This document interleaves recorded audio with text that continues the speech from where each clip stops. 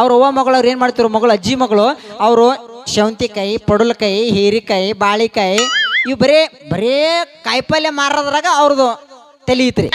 ಅವ್ರು ಅದೇ ತಲೆಗಿತ್ತು. ಹಂಗ ಅಜ್ಜಿ ಮಣ್ಣು ಕೊಡಕ್ ಬಂದ್ರು ರೀ.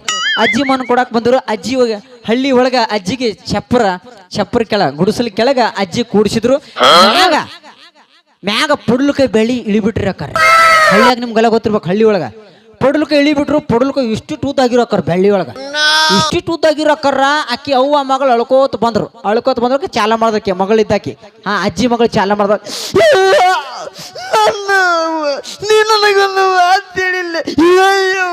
ಈಕೆ ಸಣ್ಣಕ್ಕೆ ಮಗಳಿದ್ದಾಗ ಸುಮ್ಕುಳ್ರಿಕೆ.